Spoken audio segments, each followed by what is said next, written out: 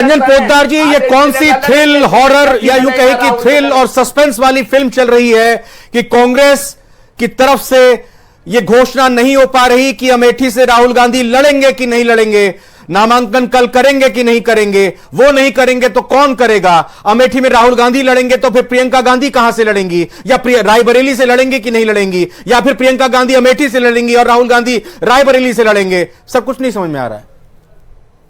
देखिए रविंद्र जी, मैं लगभग 1.5-2 महीने पहले मैं अमेठी गया था और वहां पे विशेषकर मैं इसी काम के लिए गया था कि भाई वहां का माहौल क्या है। और आपको मैं बताऊं, वहां की जनता ने जब उस समय जो पुराने कांग्रेसी भी हैं जिन्होंने अपना पूरा जीवन कांग्रेस को समर्पित कर दिया और जो वर्तमान कांग्रेसी भी हैं, सभी से मेरी बात हुई और सबने एक ही बात कही कि अगर राहुल गांधी जी केवल अमेठी चुनाव लड़ने आते हैं और यहाँ लोगों के सामने क्षमा याचना कर लेते हैं कि मैं भटक गया, तो कहीं ना कहीं यहाँ की जनता उनको स्वीकार करने के लिए तैयार है। लेकिन अगर वो वायनाड से भी चुनाव लड़ते हैं और अमेठी से भी चुनाव लड़ते हैं तो निश्चित रूप से पिछली बार 55,000 वोटों से हारे थे और इस बार लगभग हार का अंतर इससे 4 गुना हो जाएगा। कहां की, अमेठी की बात कर रहे हैं, वायनाड की बात कर रहे हैं? अमेठी की बात कर रहा हूँ। अच्छा, हार का अंतर 4 गुना, क्योंकि वायनाड में इनके सहयोगी वाम दल के प्रत्याशी हैं इनके खिलाफ। मुझे पता है, एनी राजा है, डी राजा की पत्नी, और वहां पे भी बहुत अनाप शनाप जो जिसको कहते हैं बयानबाजी हुई है। लेकिन अब मैं आपको रायबरेली की बात बता रहा हूँ। तो और दूसरी बात क्या है रविंद्र जी, आज की तारीख में जिसको कहते हैं ना हमारे यहाँ वो जो साफ छछूंदर वाली स्थिति हो रही है, क्योंकि अब अगर अमेठी राहुल गांधी जी लड़ने जाते हैं और उसके बाद में मान लीजिए अमेठी और वायनाड जीत जाते, कौन सी सीट से इस्तीफा देंगे? अगर अमेठी से इस्तीफा देंगे तो अमेठी की जनता को क्या कहेंगे कि भाई मैंने यहाँ पे आपको खाली बेवकूफ बनाने के लिए वोट मांगा था। और अगर वायनाड से इस्तीफा देंगे तो वायनाड की जनता को क्या जवाब देंगे कि 2019 में जब इनकी विषम परिस्थिति में वायनाड इनके साथ खड़ा था, उस वायनाड को अब इन्होंने धोखा दे दिया। तो कदाचित ये पसोपेश चल रहा है। और दूसरी तरफ अगर आप रायबरेली की बात करें तो रायबरेली के अंदर जिस तरीके से प्रियंका गांधी जी का बार बार कहा जा रहा है और जो ये कह रहे हैं कि कांग्रेस हाईकमांड तय करेगा, कांग्रेस वो एआईसीसी तैयार करेगी। आपको मैं एक चीज बताऊं रविंद्र जी, कांग्रेस हाईकमांड तो राहुल गांधी जी स्वयं है, क्योंकि आपने देखा होगा पीछे खड़गे जी का खुद का बयान था कि हम हाईकमांड से बात करेंगे। तो कहने का तात्पर्य, और खड़गे जी तो बार बार कह रहे हैं कि राहुल जी आपको अमेठी से लड़ना चाहिए। जब रॉबर्ट वाड्रा कह रहे हैं कि मैं लड़ना चाहता हूं चुनाव, तो उनको क्यों नहीं दिया जा रहा टिकट?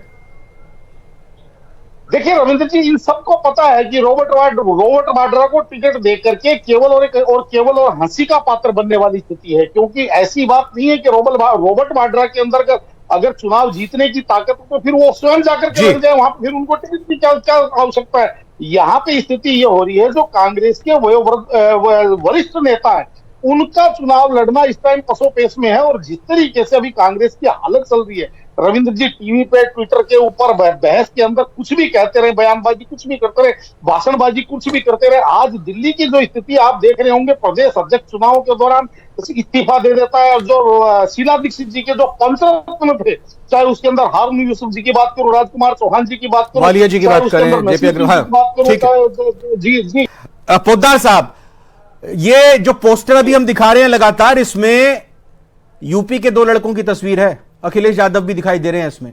और वायनाड में चुनाव हो गया, उसके बाद अगर फैसला लेती है कांग्रेस, उसके बाद फैसला लेना, क्या ये ठग नहीं रहे आप वायनाड की जनता को? देखिए रविंद्र जी, ऐसा है, ये इनका सत्वाधिकार है। लेकिन अगर आपने कहा यूपी के 2 लड़के, तो 2017 के विधानसभा चुनाव के अंदर भी गए थे और बहुत नारे लगे थे और बहुत इस चीज का प्रचार भी हुआ था। लेकिन वास्तविकता ये है, जैसे मैं आपको 8 बजे वाली डिबेट में भी कह रहा था रविंद्र जी, होता क्या है कि चुनाव से पहले एक ऐसा वातावरण तैयार किया जाता है। हमारे यहाँ एक कहा जाता है ना कि एक तरफ सरकार चलती है, दूसरी तरफ सिस्टम चलता है। तो वो जो सिस्टम है वो एक ऐसा वातावरण तैयार करता है कि ऐसे लगता है कि जैसे बीजेपी का सुपड़ा था। अब मैं एक बात थोड़ा सा आपको अतीत में ले जाना चाहता हूं। 4 महीने पहले 5 राज्यों के चुनाव थे और ऐसा नहीं कहा जा रहा था आज नहीं रिवाज बदलेगा और छत्तीसगढ़ के अंदर भी ये होगा और मध्य प्रदेश के अंदर तो पता नहीं कितना बड़ा भूचाल आ जाएगा। और उस सिस्टम ने ऐसा माहौल तैयार कर दिया, परिणाम जब आते हैं तो उस टाइम जनता का जनादेश माना जाता है। बिल्कुल। और ये जो ईवीएम है की जो अवधारणा है ये यहीं से भी सर, मैं बस आज समय इतना ही है। लेकिन निरंजन पोद्दार जी, जैसा जयमिनी जी ने कहा कि मुसलमानों के साथ तुष्टीकरण करो, हिंदुओं को जातियों में बांट दो और अपना काम निकाल लो, और ये अभी तक चर्चा इन दो चरणों में अलग अलग विषयों पर हो रही थी और तात्कालिक मुद्दा अगर राजस्थान में कांग्रेस का चुनाव घोषणा पत्र छाया हुआ था। इसको लेकर, आरक्षण को लेकर और तमाम बातों को लेकर, इनहेरिटेंस टैक्स को लेकर लगातार बात कर रही थी, विरासत टैक्स को लेकर। अब क्या आपको लग रहा है कि तीसरे चरण के आते आते ये बीजेपी ने कांग्रेस के नेताओं के मुंह में घुसकर निकलवा दिए हैं बयान, या कांग्रेस के नेताओं ने नासमझी में दे दिए हैं बयान, या सोच समझ के दिए हैं बयान, और बीजेपी इन बयानों को लपके या ना लपके? देखिए रविंद्र जी, हमारे राजस्थानी में कहावत है कि जैसी संगत वैसी रंगत, जैसा खाए अन्न वैसा होए मन, जैसा पिए पानी वैसी होए वाणी। तो अब जो लोग, जिन लोगों की संगत में कांग्रेस के लोग अब ज्यादा संगत में आ गए, या जैसा ये अन्न खा रहे हैं, जिस तरीके से आपने देखा होगा राहुल जी जब लालू यादव जी से मिलने गए तो वहां पे मटन बनाते हुए और मटन खाते हुए का एक वीडियो इन्होंने पोस्ट सावन किया। में। तो इसलिए कहा जाता है कि जैसा जैसा खाए अन्न वैसा होए मन, और वो कहीं ना कहीं आप ये समझ लीजिए उनके संस्कारों के अंदर निकल करके आ जाता है। क्योंकि अभी जो मल्लिकार्जुन खड़गे जी, और इससे पहले अभी 4 महीने 5 महीने पहले आपने देखा होगा प्रियंक खड़गे जी ने भी जो सनातन को करने वाली चीज थी उसका समर्थन किया था। ये केवल आज की कोई ऐसा नहीं है कि ये टंग स्लिपिंग है, ये निश्चित रूप से। और आज आप ये देखिए कि कांग्रेस को या जो तमाम विपक्षी और जो तुष्टिकरण के जो जीवी है उनको क्या तकलीफ है? उनको यही तकलीफ है कि ये मोदी सांस्कृतिक विकास को क्यों आगे बढ़ा रहा है, ये मोदी बनारस के विराट रूप को क्यों सब दुनिया के सामने ला रहा है, ये मोदी जब विदेशों में जा रहा है, राष्ट्राध्यक्ष से मिल रहा है, तो वहां जाकर के गीता क्यों भेंट कर रहा है? आज तक तो ताजमहल भेंट होता आया था। कि आज 2014 से पहले तो रविंद्र जी जामा मस्जिद से फतवे लिए जाते थे अपने वोट में।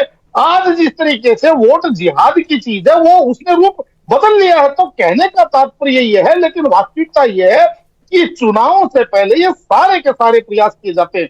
मैं तो पिछले 58 चुनावों का अगर विश्लेषण करता हूं, जिनके अंदर 48 या 49 चुनावों के अंदर भारतीय जनता पार्टी जीती है, वो चुनाव होने से पहले कदाचित ऐसा ही वातावरण बना। और रविंद्र जी, मेरा यह मानना है ये जो ईवीएम हैक की अवधारणा भी यहीं से निकलती है, क्योंकि चुनावों से पहले एक सिस्टम जो है वो सिस्टम ऐसा वातावरण तैयार कर देता है, चाहे देसी विदेशी इसके अंदर तमाम। तो उसके बाद में जब परिणाम आता है तो ये पोद्दार जी, मैं एक चीज आपसे जानना चाह रहा हूं, राजनीतिक विश्लेषक हैं आप, जरा बताएं कि अगर लग रहा है कांग्रेस को, या अगर कोई और भी पार्टी होती, उनको लगता कि यह बयान गलत तरीके से पेश किया जा रहा है या गलत तरीके से निकल गया है, तो भाई इसकी निंदा कर दें। ये वोट जिहाद के बयानों के साथ हम नहीं है, पाकिस्तान में जो कहा जा रहा है हमारा इससे क्या मतलब, और पाकिस्तान को भी कह दे कि भाई अपने काम से मतलब रखो। ये राम और शिव के मुकाबले की बात गलती से निकल गई, गलत इंटरप्रेट हो गई, माफी चाहते हैं, खेद प्रकट करते हैं। क्या अगर लग रहा है गलत तो इसकी सफाई देनी चाहिए और आगे बढ़े, करे भाई मुद्दों की बात।